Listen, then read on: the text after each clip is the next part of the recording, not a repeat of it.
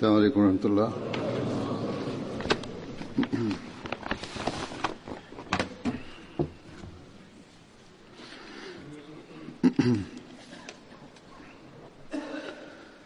أشهد أن لا إله إلا الله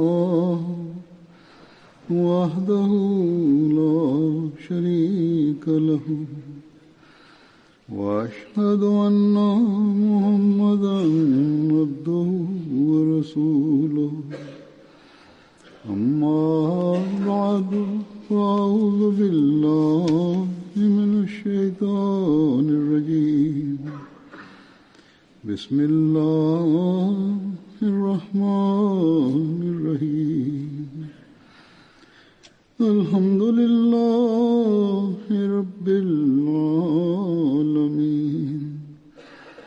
الرحمن الرحيم مالك يوم الدين إياك نعبد وإياك نستعين اهدنا الصراط المستقيم صراط الذين أنعمت عليهم غير المغضوب عليهم ولا الضالين.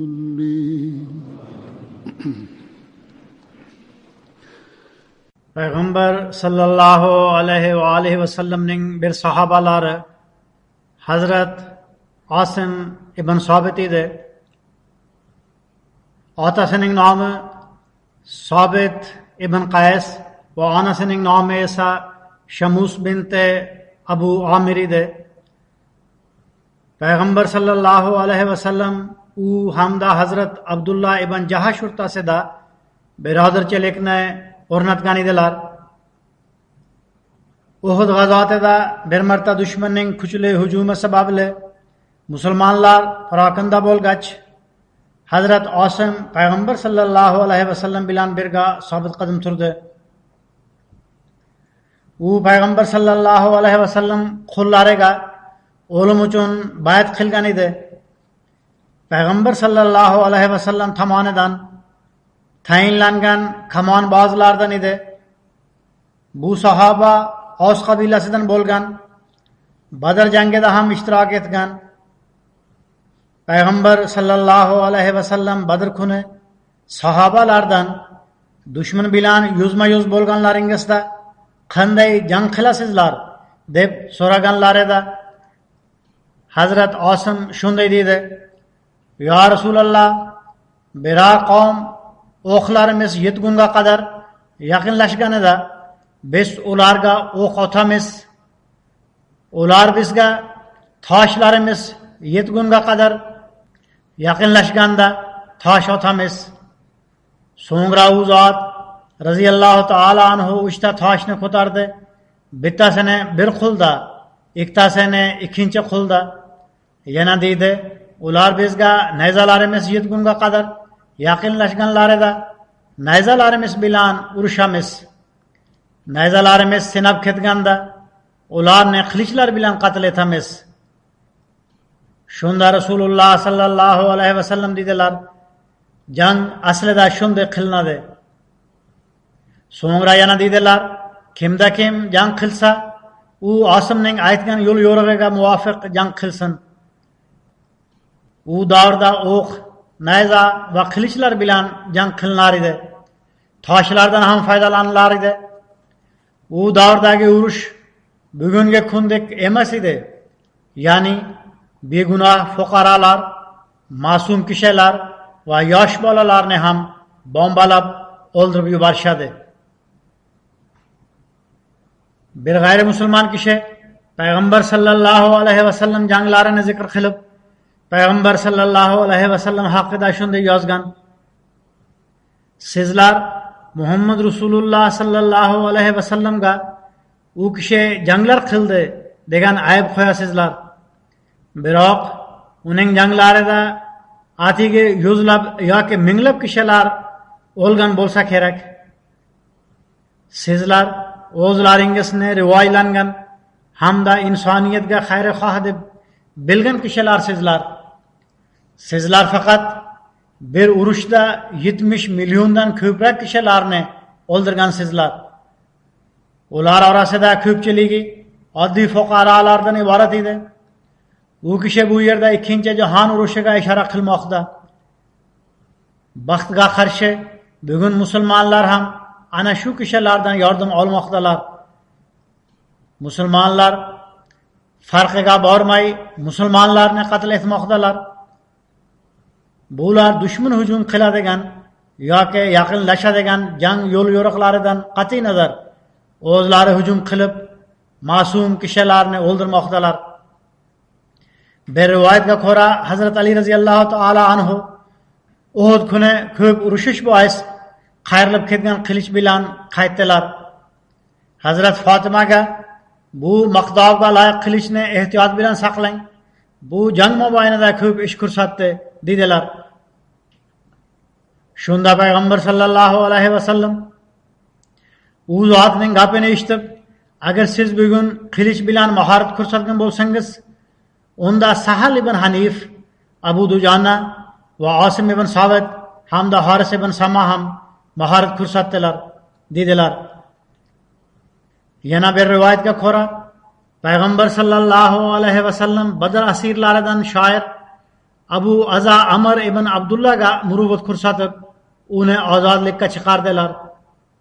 Zero u payg'ambar sallallohu alayhi vasallamga mening 5 ta qizim bor, mendan boshqa ularga qarab turuvchi kishi yo'q.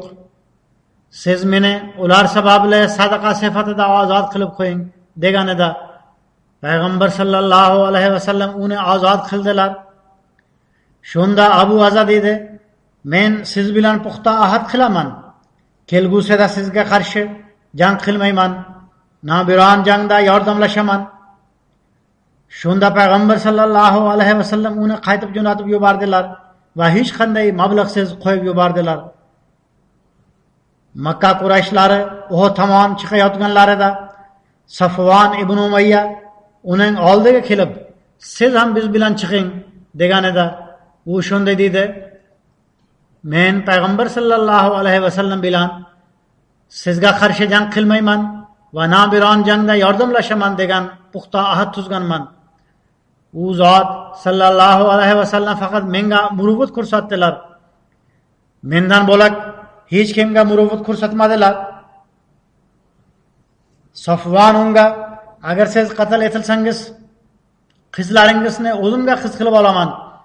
Agar siz tirik qolsangiz, ko'p mol davlatimni sizga beraman. Undan oila a'zolaringiz sarf xarajat qiladi" deb kafolat berdi. Safvon ibn Umayya u kishini qiziqtirdi. Ya'ni agar qatl etilsangiz, qizlaringizni o'zimga qiz qilib olaman. Jangda bizga yordam bering. Agar tirik qolsangiz, ko'p mol-mulk beraman deb rag'batlantirdi. Shunda Abu Aza arablarni chaqirgani va to'plagani chiqdi. Ya'ni jangga faqat o'zi ishtirok etmay, boshqa qabilalarni ham musulmonlarga qarshi jang qilish uchun to'plagani chiqdi. So'ngra Quraysh bilan Uhud jangi uchun ham chiqdi. U yerda qayta asirga tushdi. Bu urushda undan tashqari Qurayshdan hech kim asirlikka olinmagan. U asirlikka olinganda "Siz ahd tuzgan eding-ku" deb so'ralganda shunday dedi: "Ey Muhammad sallallohu alayhi vasallam, men majbur bo'lib chiqqanman. Mening qizlarim bor, shuning uchun muruvvat ko'rsatgin." U Rasululloh sallallohu alayhi vasallamdan yana muruvvat ko'rsatishlarini so'radi. U kishi birinchi marta muruvvat ko'rsatilib qo'yib yuborilgan edi. Bundan qat'iy nazar yana jang uchun chiqdi. Shunda Rasululloh sallallohu alayhi vasallam dedilar: "Sening men bilan qilgan ahding nima bo'ldi? Endi hech ham bunday bo'lmaydi. Xudo haqqi, endi sen Makkada men Muhammadni aldadim, nauzubillah deb aytib yurmaysan." Yana bir rivoyatga ko'ra payg'ambar sallallohu alayhi vasallam mo'min kishi bitta indan gazandaning inadan 2 marta chaqilmaydi dedilar. Shunda u zot sallallohu alayhi vasallam Hazrat Osim ibn Sobitga uni qatl etib qo'ying deb buyurdilar. Hazrat Osim odimlab uning kallasini olib tashladi. Shundoq zulm qilgandan va ahad buzarlikdan so'ng jazo berilganda payg'ambar sallallohu alayhi vasallamga e'tiroz bildiruvchilar u zot sallallohu alayhi vasallam zulm qildilar deb e'tiroz bildirishadi. Bugungi kunda Gollandiyadagi siyosatchi Wilder payg'ambar sallallohu alayhi vasallamga ko'p hamla qilmoqda. Agar ular o'z mamlakatlarida ham shunday kechirimlilik namunalarini ko'rsatsalar, unda ma'lum bo'ladiki, ularning e'tirozlari biroz bo'lsa ham joizdir. Biroq bunday misollarni ular hech qachon taqdim etisha olmaydi. Hazrat Mirza Bashir Ahmad Sohib o'z asari Sirat Xotiman Nabiyinda Raji voqeasi va Hazrat Osimni zikr etib shunday yozadilar. Payg'ambar sallallohu alayhi vasallam 4-hijriy yilining Safar oyida o'zlarining 10 ta sahobadan iborat guruhini tayyorlab, Hazrat Osim ibn Sobitni ularga amir etib tayinladilar. Ularga sizlar yashirincha Makkaga yaqinroq borib, Quraysh ahvolidan xabar topinglar. Ularning reja hamda irodalaridan menga xabar beringlar deb buyurdilar. Ular hali yo'lga chiqmagan ham edilarki, Azal hamda Qora qabilalarining ba'zi kishilari u zot sallallohu alayhi vasallam huzurlarida hozir bo'lib, bizning qabilalarimizdan ko'p kishilar islomga rag'bat ko'rsatmoqdalar. Siz ozgina kishilarni bizni musulmon qilish hamda islom ta'limini o'rgatish uchun biz bilan yuboring dedilar. Payg'ambar sallallohu alayhi vasallam ularning bu xohishlarini bilib suyundilar. Makkadan xabar topgani tayyor qilingan guruh ular bilan jo'natildi. Biroq darhaqiqat keyinchalik ma'lum bo'ldiki, ular yolg'onchi edilar. Banu Lihyon qabilasining ko'rsatmasiga binoan Madinaga kelgan edilar. Ular o'z qabilasi sardori Sufyon ibn Xolidning qatl etilish qasosini olish uchun shunday reja tuzgan edilar. Ya'ni bu bahona bilan musulmonlar Madinadan chiqqanlarida ularga hujum qilinadi. Banu Lihyon qabilasi Azal va Qora qabilasidagi kishilarga bu xizmat evaziga ko'p miqdordagi tuyalarni mukofot sifatida va'da qilgan edilar.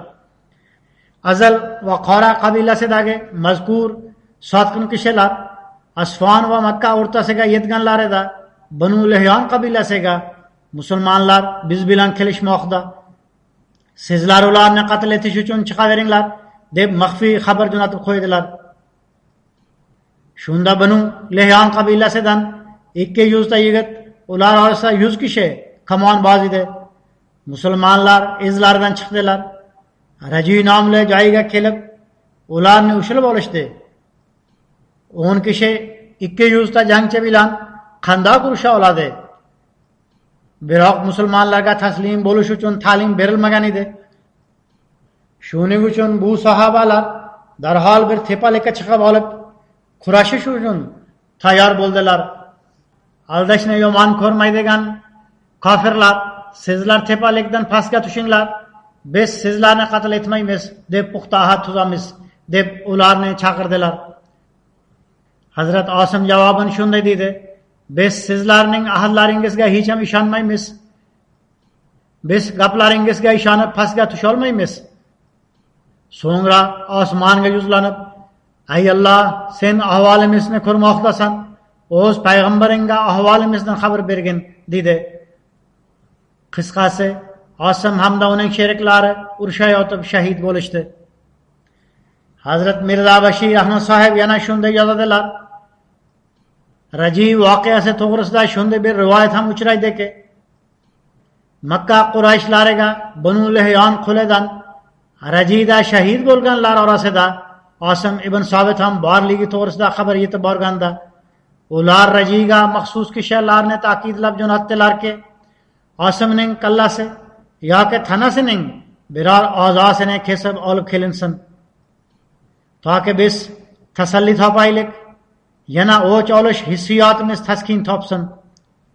Yana bir rivoyat ham uchraydiki, Hazrat Osim qatl etgan kishining onasi Salafa binti Sa'd men o'z o'g'limning qotili qallasida sharob qo'yib ichaman deb qasam ichgan edi.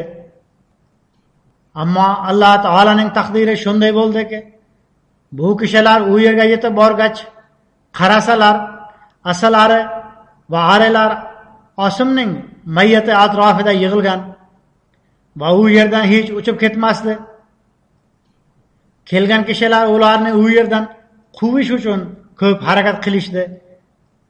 Biroq oxir oqibat majbur bo'lib, muvaffaqiyatsiz holda qaytib ketishdi.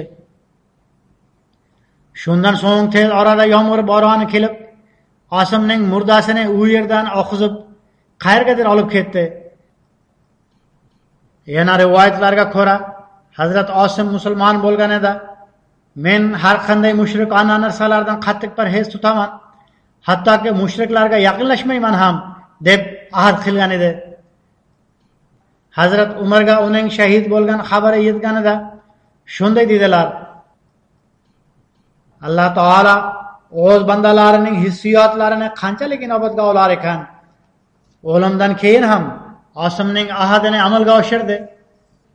Uni mushriklar qo'lining tegishidan asradi. U zot radhiyallohu taala anhuga Humayat Dobir deb ham ataladi. Ya'ni ari hamda asl ari bilan muhofaza qilingan kishi. Alloh taolo uning o'limidan so'ng ham uni arilar orqali muhofaza qildi. Hazrat Osim hamda uning sheriklarining shahid bo'lishidan so'ng payg'ambar sallallohu alayhi vasallam muntazam bir oy bomdod namozida rukudan keyin turib, Rel, Zakavon va Banu Lehyon qabilalarini la'natlab turdilar.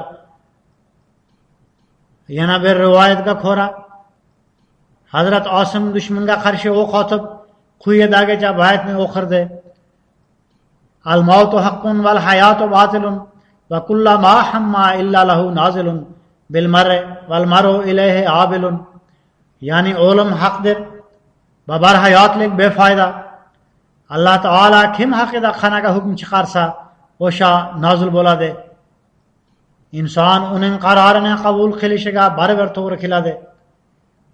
Hazrat Osimning o'qlari tugaganda nayza bilan urusha boshladi. Nayzasi singach, qilich bilan urushayotib jonini fido qildi. Men bugun zikr qiladigan ikkinchi sahoba Hazrat Sahal ibn Hanif Ansoridir. Uning otasining nomi Hanif va onasining nomi Hind bint Rafi edi. Ona tomonidan uning ikkita birodari Abdullah hamda Nu'man bor edi. Uning farzandlari Asad, Usmon va Sa'd edilar. Hazrat Sahalning farzandlari Madina hamda Bag'dodda istiqomat qilib turishdi.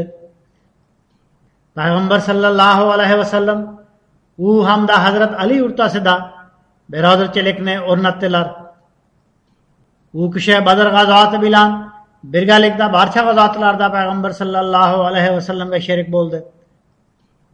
Hazrat Sahal ibn Hanif yuqori darajadagi sahoba bo'lgan, ammo uning moliyaviy sharoitlari unchalik yaxshi bo'lmagan. Hazrat Abu Ayniya rivoyat qilib shunday deydi: Men Zuhrining shunday deganini eshitganman. Rasululloh sallallohu alayhi vasallam Banu Nazir mol-mulklaridan Hazrat Sahal ibn Hanif va Hazrat Dujonadan tashqari boshqa hech kimga ulush ajratib bermaganlar. Zero ular ikkalasi nochor edilar. Ibn Ishoq shunday deydi: Payg'ambar sallallohu alayhi vasallamning Madinaga hijrat qilib ketganlaridan so'ng Hazrat Ali 3 kun 3 tun Makkada istiqomat qilib Payg'ambar sallallohu alayhi vasallamga topshirilgan omonatlarni qaytib berdilar. So'ngra Hazrat Ali radhiyallohu ta'ala anhu Payg'ambar sallallohu alayhi vasallam oldilariga yetib bordilar. U zot radhiyallohu ta'ala anhu Payg'ambar sallallohu alayhi vasallam bilan birga Hazrat Kulsum ibn Hadam uyida istiqomat qildi. Yana bir rivoyatga ko'ra, Hazrat Ali 2 kun Quboda istiqomat qildilar. U zot radhiyallohu ta'ala anhu deydilar: Quboda bir musulmon ayol bor edi. Uning eri yo'q edi. qarasam ancha qorong'i tushganda bir kishi kelib uning eshigini taqillatadi. Shunda u ayol kishi tashqariga chiqadi. U kishi unga bir narsa beradi va u uni olib qo'yadi. Hazrat Ali radhiyallohu ta'ala anhu shunday deydilar: men bu ishdan shubhalandim. Men u ayolga: ey Allohning cho'risi, har kechasi eshigingizni taqillatadigan u kishi kim? Siz tashqariga chiqasiz, u sizga bir narsani tutqazadi. Men bilmayman u nima. Siz bir musulmon ayolsiz, eringiz ham yo'q. Shuning uchun kechasi tashqariga chiqish, begona kishi bilan gaplashish va biror narsani olish durust emas, dedim. U ayol shunday dedi: bu kishi Sahal ibn Hanifdir. U kishi mening yolg'izligim va hech kimim yo'qligini biladi. Shuning uchun qorong'i tushganda u kishi o'z qomidagi qarindoshlarining butlarini sindiradi.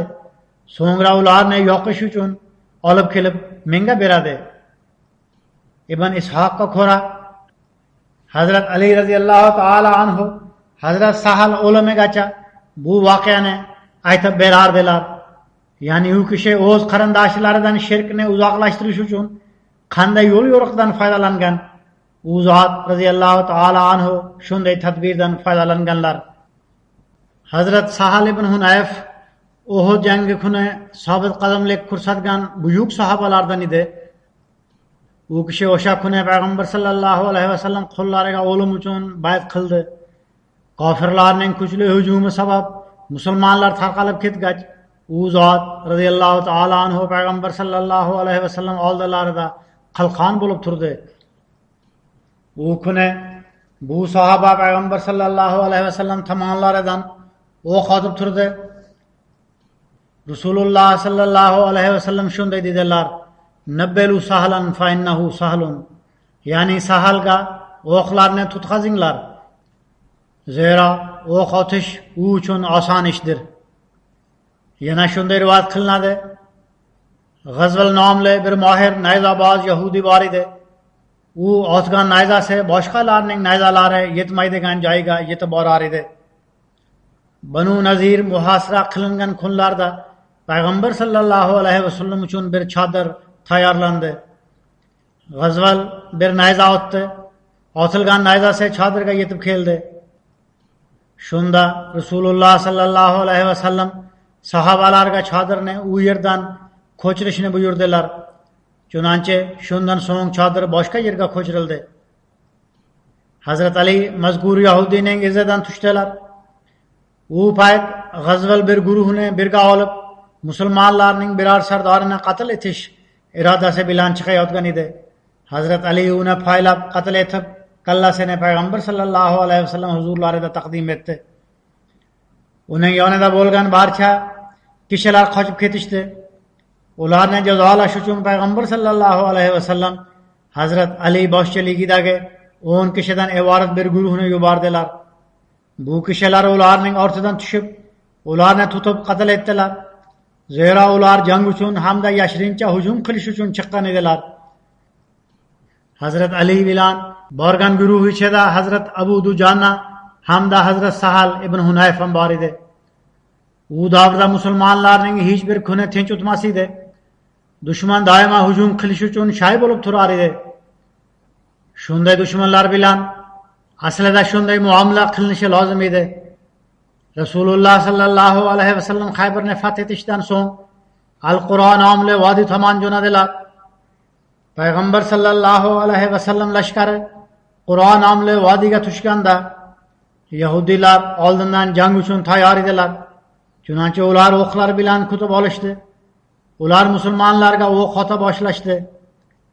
Payg'ambar sallallohu alayhi vasallamning Midam nomli qullari u zot sallallohu alayhi vasallam ulovidan anjomlarni tushirayotganda bir noma'lum tomondan kelgan o'q unga tegdi. Natijada u kishi vafot etdi.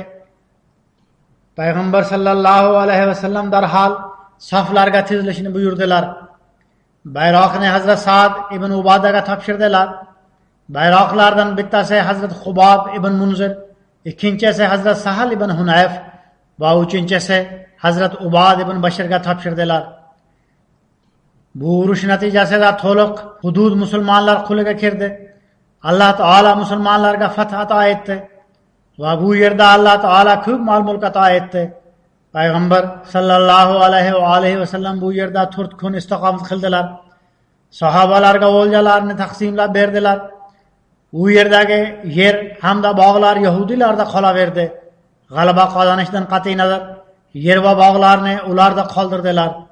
Biroq o'zlari tomonidan bir nazoratchini tayinlab qo'ydilar.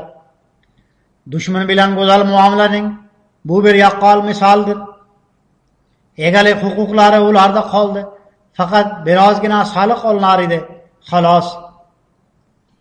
U davrdagi an'anaga ko'ra, agar shunday dushmanning mol davlati egallab olinsa ham ayb emas edi. Biroq payg'ambar sallallohu alayhi va sallam ularga muruvvat ko'rsatdilar. Hazrat Mirza Bashir Ahmad sohib o'z asari Sirat Xotaman Nabiyinda bu haqda shunday yozadilar. Shom mamlakati qo'lga kiritilganda u yerdagi nasroniy aholisi islomiy mamlakatga tobe bo'ldi. Bir kuni payg'ambar sallallohu alayhi va sallam sahobasi Sahal ibn Hunayf va Qays ibn Sa'd Qudsiyaning bir shahrida yashardilar. Ular yonidan bir nasroniyning mayyiti o'tdi. U ikkala sahoba uni hurmat qilib o'rinlaridan turib olishdi. Payg'ambar sallallohu alayhi va sallamdan tarbiya olmagan hamda islom o'rgatadigan axloqlardan bexabar bo'lgan bir musulmon buni ko'rib taajjublandi. Yana taajjublanib Sahal va Qaysdan bu soliq to'laydigan bir nasroniyning mayyiti-ku dedi. Ular javoban shunday deyishdi: "Ha, bilamiz. Biroq payg'ambar sallallohu alayhi va sallam sunnatlari shunday. U zot sallallohu alayhi va sallam g'ayri musulmonlarning mayyitini ko'rib ham o'rinlaridan turib olardilar. Yana ular ham Alloh taolo yaratgan jon emasmi deb marhamat qilardilar." Demak, payg'ambar sallallohu alayhi va sallam dinlar aro nafratlarni yo'q qilish uchun hamda insoniyatni hurmat ehtiromlash uchun asos solgan bir yo'l yo'riqdir.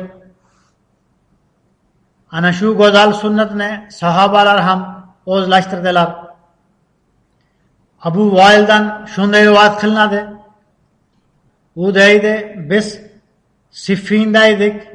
Hazrat Sahal ibn Hunayf o'rnidan turib shunday dedi: "Ey odamlar, doimo o'zingizni xato ustida bo'lganingizni tushuninglar.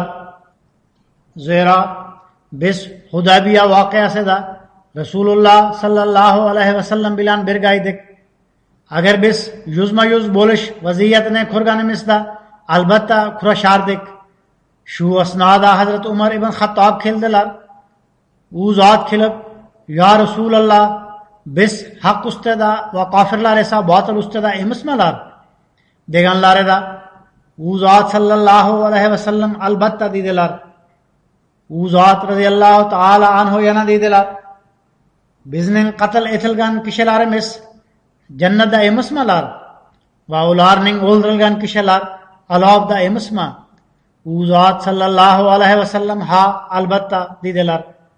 Hazrat Umar radhiyallohu taala anhu dedilar: "Unda nega biz o'z dinimiz borasida sulh tuzib xorlikka duch kelamiz?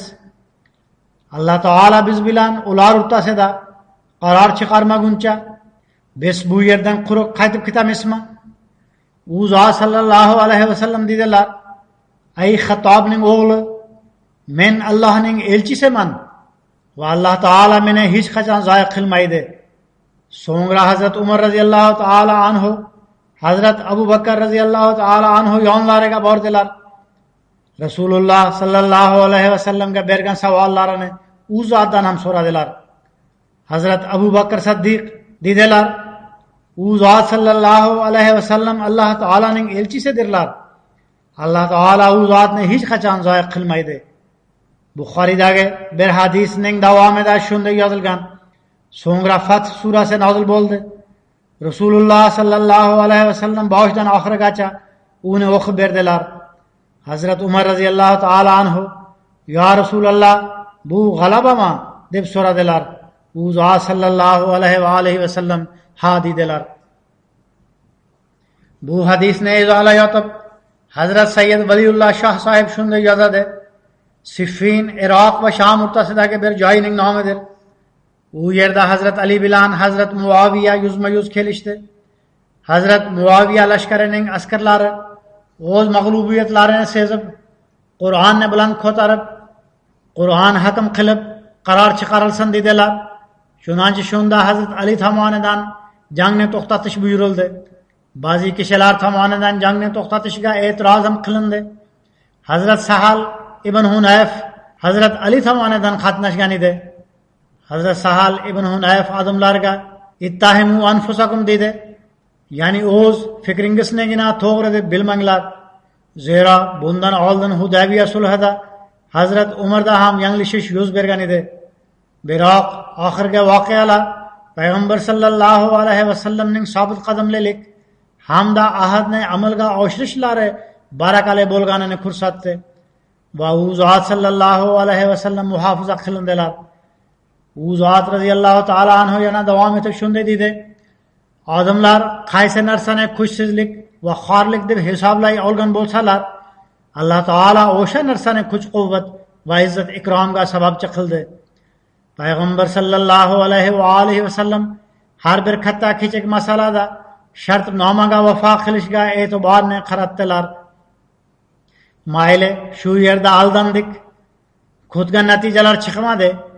Biroq mu'minlar doimo yaxshi o'yda bo'lishlari lozim. Qaysi shartnomalarni Alloh taolaning nomini o'rtaga qo'yib tuzishga harakat qilinsa, ularni tuzish kerak. Bu narsa mu'minning sha'niga yarashadi. Biroq baribir ikkinchi marta aldanmaslik lozim. Shuning uchun Hudaybiya sulhidagi voqeani nazarda tutgan holda, agar sulh tuzilib, jang to'xtatilayotgan bo'lsa, sulh tuzish lozim. Hazrat Sahal ibn Hunayf rivoyat qilib deydi: Rasululloh sallallohu alayhi vasallam menga qarab shunday dedilar: Siz Makkaliklarga men tomonidan elchisiz. Siz borib ularga salomimni yetkazasiz.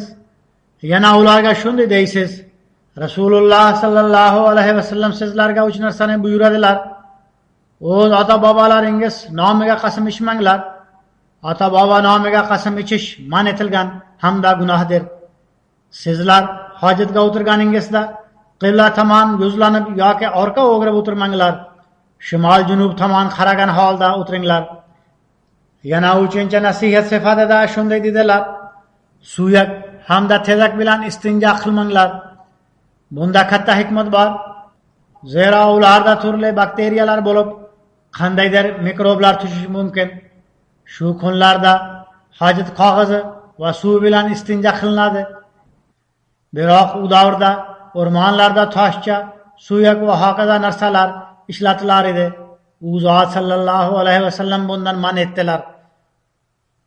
Yuqorida zikr etilganidek, Hazrat Ali radhiyallohu ta'ala anhu mening qilichim bugun zo'r ish ko'rsatdi deb aytganlarida, Payg'ambar sallallohu alayhi vasallam Hazrat Osim ibn Sobit va Sahal ibn Hunayf to'g'risida ham qilichlari bugun zo'r ish ko'rsatdi deb marhamat qilgan edilar.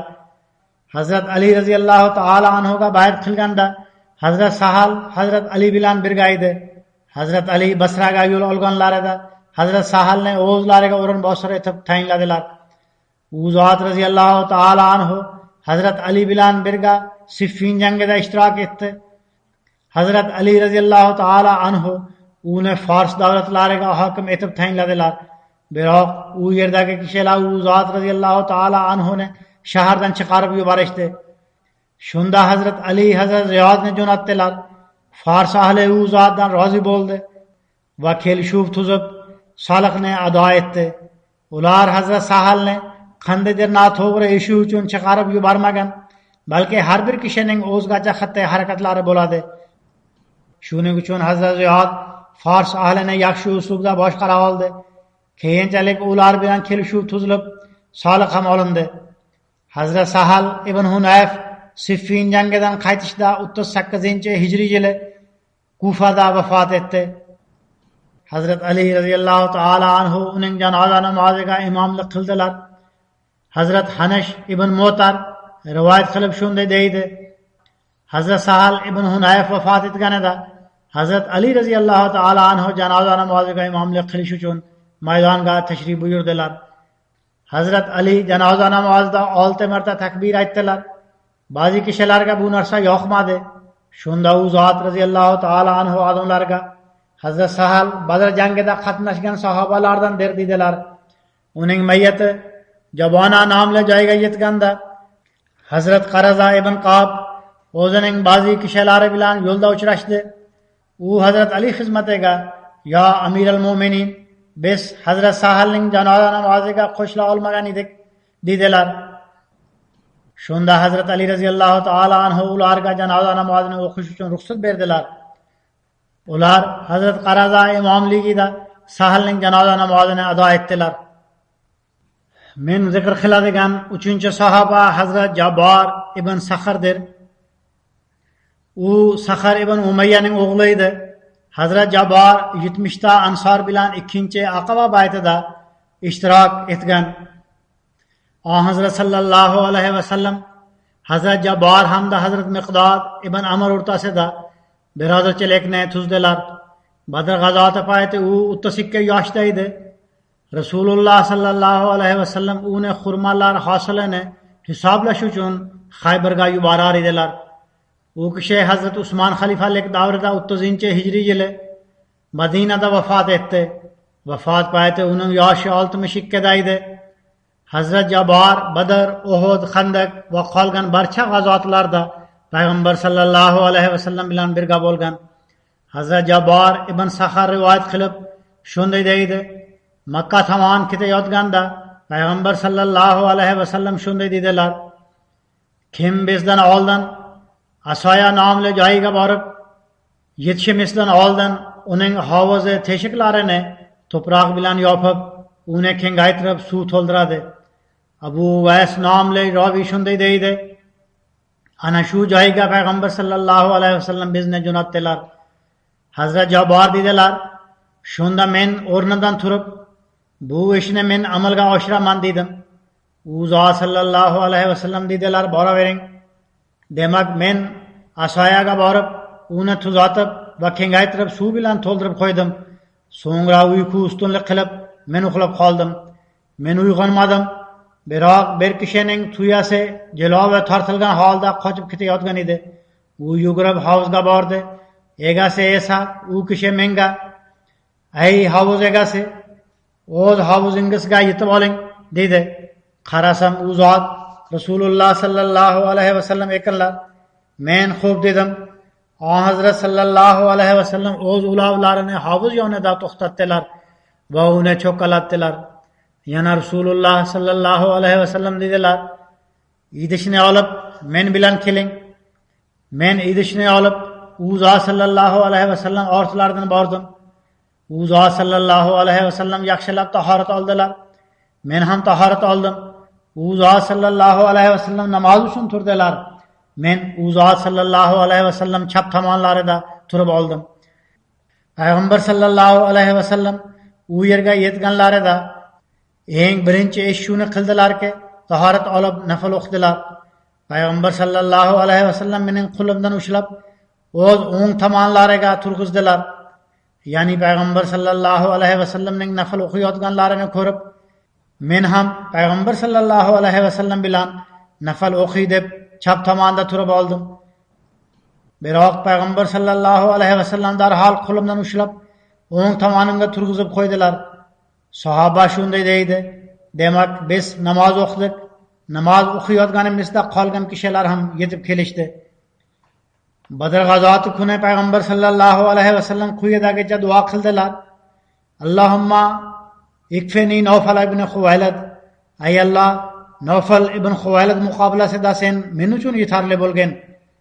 U kishi Makka mushriklari sardorlaridan edi. Hazrat Jabor ibn Sakhar uni asirlikda tutgan edi. Hazrat Ali uning yoniga kelib qatl etdilar. Keyinchalik payg'ambar sallallohu alayhi vasallam biron bir kishi Nawfal to'g'risida biladimi deb so'radilar. Hazrat Ali: "Ya Rasululloh, men uni o'ldirib qo'ydim" dedilar. Shunda u zot sallallohu alayhi vasallam bunday duo qildilar: "Barcha maqtovlar mening duomni mustajob qilgan Alloh uchun xosdir. u ashaddiy dushman edi. Shuning uchun Rasululloh sallallohu alayhi vasallam ey Alloh men uchun yetarli bo'lgin deya duo qilgan edilar. Alloh taolo uning o'ldirilishiga sharoitlar yaratib berdi. Yana bir rivoyatga ko'ra payg'ambar sallallohu alayhi vasallam Madinaga hijrat qilganlarida har bir kishida payg'ambar sallallohu alayhi vasallam mening uyimda istiqomat qilsinlar degan orzusi bor edi.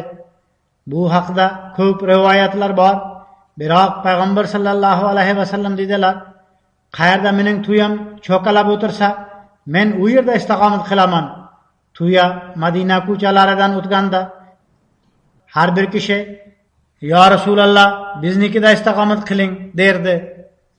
Biroq u zot sallallohu alayhi vasallam dedilar, "Yo'lini to'smanglar. Allohning rizosiga muvofiq u o'zi cho'kalab o'tiradi, unga buyurilgandir." Hattoki bu tuya yurib Masjid-i Nabaviyning darvozasi bor joyiga yetib bordi, cho'kalab oldi. Tuya cho'kalab o'tirgach, payg'ambar sallallohu alayhi vasallamni vahiy nozil bo'lish kayfiyati qoplab oldi. Payg'ambar sallallohu alayhi vasallam hali tuyada o'tirganlarida u turib yana olg'a yurdi. Payg'ambar sallallohu alayhi vasallam uning jilovini qo'yib yuborgan edilar. Tuya qaytib kelib yana o'sha yerga cho'kaladi va bo'ynini yerga egib oldi. Shu payt Hazrat Jabor ibn Saxr tuya Banu Salmonning mahallasiga borib to'xtasin deb umidlanib uni turg'izishga harakat qildi. Biroq u turmadi. Rasululloh sallallohu alayhi vasallam pastga tushdilar. Yana dedilar, biz shu yerda istiqomat qilamiz. U zot sallallohu alayhi vasallam quyidagi oyatni tilovat qildilar. Va qur robbi anzilni munzalan mubarakan va anta khayrul munzilin. Ey Parvardigorim, meni bir muborak manzilga tushirgin va sen tushirguvchilarning eng yaxshisisan. Yana Rasululloh sallallohu alayhi vasallam dedilar, bu yerdan kimning uyi eng yaqin? Hazrat Abu Ayyub Ansari dedi, "Ya Rasululloh, bu mening uyimdir. Ana u darvoza. Biz egaringizni ichkariga qo'yib qo'ydik." U zot sallallohu alayhi vasallam dedilar, "Ketdik. Dam olishimiz uchun joy tayyorlang." Demak, Hazrat Ayyub borib payg'ambar sallallohu alayhi vasallam dam olishlari uchun joy tayyorladi. Shas ibn Qays bir yoshi katta ashaddiy kofir edi. Musulmonlarga nisbatan qalbida qattiq adovat bor edi. U musulmonlarning bir davrasi yonidan o'tdi. Musulmonlar u yerda o'tirib, o'zaro mehr muhabbat va xursandchilik bilan suhbat qurayotgan edilar. Ularda bu inoqlik islom bois hosil bo'lgan. Islomdan oldin ular bir-biriga o'zaro dushman edilar. Ammo iymon ularni bir-biriga hamdard qilib yubordi. Mazkur kofir buni ko'rib qattiq g'azablandi. U kishi Banu Qiyla sardorlari bu yerda o'tiribdi. Bular birgalashib o'tirgunga qadar biz tinch yashay olmaymiz. Bu ikkala dushman qandoq do'st bo'lsin deb o'ylab yonidagi bir yahudiy yigitni shunga tayinladiki, u ular yoniga borib o'tirsin, ularga Boas jangi to'g'risida hamda oldingi ahvollarini eslatib qo'yib, bu ikkala qabila bir-biriga qarshi aytgan she'rlarini o'qisin. Demak, u yigit buyurilganini qildi. Qabilalar bir-biriga qarshi yozgan she'rlarini o'qib chiqdi. Bu she'rlarni eshitib, jahiliya davridagi qalblaridagi o't alangalanib ketdi. Shunda bir qabila kishilar, bizning shoirlarimiz sizlar haqingizda shunday aytgan, dedi. Ikkinchi qabiladagi kishilar ham, shoirimiz sizlar haqingizda bunday she'rlar yozgan, dedilar.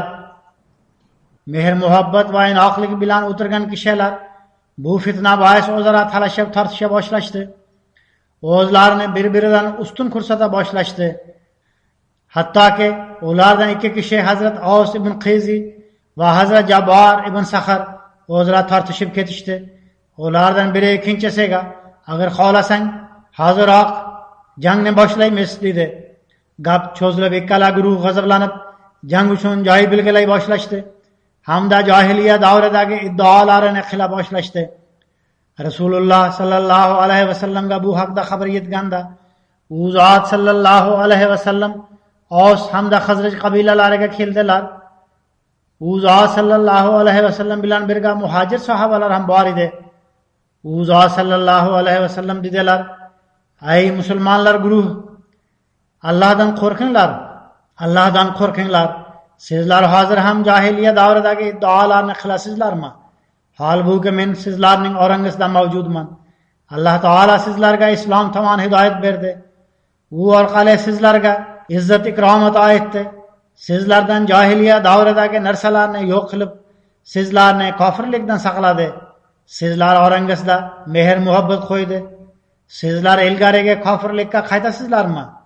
Sahobalar bu narsa shaytonning vasvasa hamda dushmanning hiylasi ekanini bilib oldilar. Demak, sahobalar o'z qurollarini tashlab yuborib yig'lay boshlashdi. Aws hamda Hazraj qabilasidagi kishilar o'zaro bir-birlarini quchoqlay boshlashdi. Payg'ambar sallallohu alayhi vasallamga itoat etib qaytib keldilar. Alloh taolo ularning dushmani Shos ibn Qays tomonidan yoqilgan olovni so'ndirib yubordi. So'ngra bu oyat nozil bo'ldi. Qul ya ahlal kitabi lima tasudduna an sabilillahi man amana tabghunaha iwajan wa antum shuhada wa mallahu bighafilin amma ta'malun. Ey ahli kitob, sizlar haqiqatga guvoh bo'la turib, nega iymon keltirgan kishini Allohning yo'lidan unda egrilik qilish maqsadida to'sasizlar va Alloh qilayotgan amallaringizdan g'ofil emasdir. Shos tuzog'iga tushib, jahiliya davridagi qiliqlarni ko'rsatgan Hazrat Aws ibn Qayzi hamda Hazrat Jabbor ibn Saxr va ularning sheriklari to'g'risida quyidagicha oyatlar nozil bo'lgan. Ya ayyuhallazina amanu in tutiu fariqan minallazina utul kitaba yaruddukum ba'da imanikum kafirina wa kayfa takfuruna wa antum tutla alaykum ayatullahi wa fiikum rasuluhu wa man yatasim billahi faqad hudiya ila siratin mustaqim.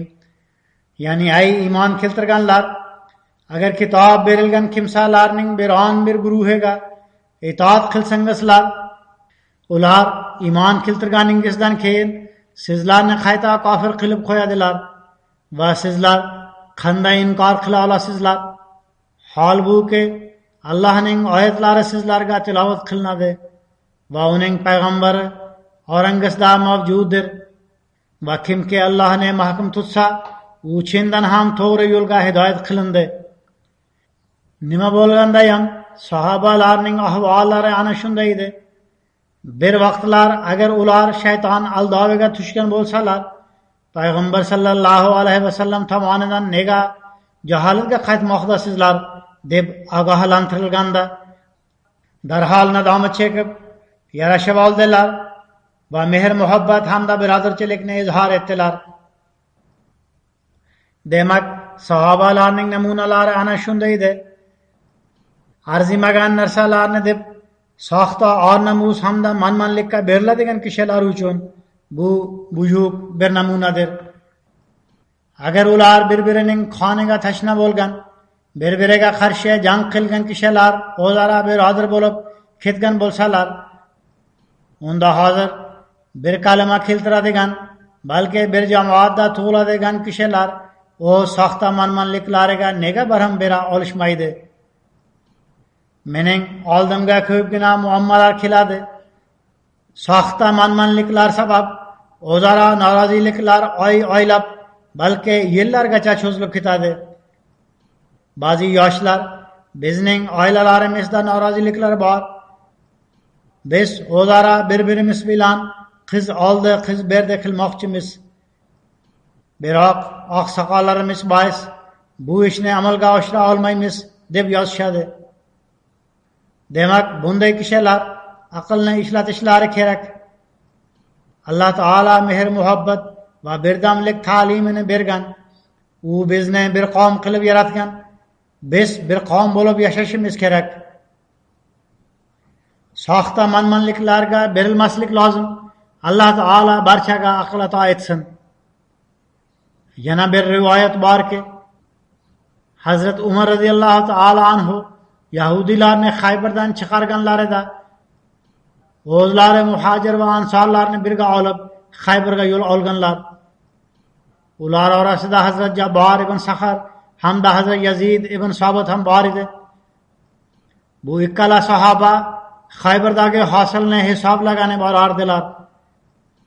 Bu ikkala sahoba oldingi taqsimlashga muvofiq har birining ulushini ajratib berardilar.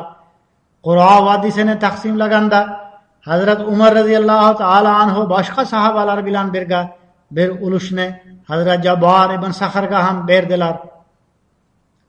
Ana shu ba'zi sahobalarning tarjimai hollari edi.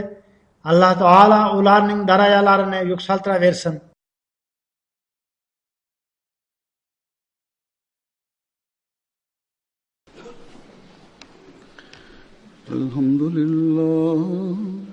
Alhamdulillah nahmaduhu wa nasta'inuhu wa nastaghfiruhu wa nu'minu bihi wa natawakkalu alayhi ونعوذ بالله من شرور أنفسنا ومن سيئات أعمالنا من يهده الله فلا مضل له ومن يضلل فلا هادي له ونشهد أن لا إله إلا الله ونشهد أن محمدا عبده ورسوله عباد الله رحمكم الله إن الله يأمر بالعدل والإحسان وإيتاء ذي القربى وينهى عن الفحشاء والمنكر والبغي يعظكم لعلكم تذكرون اذكروا الله يذكركم وادعوه يستجب لكم ولذكر الله أكبر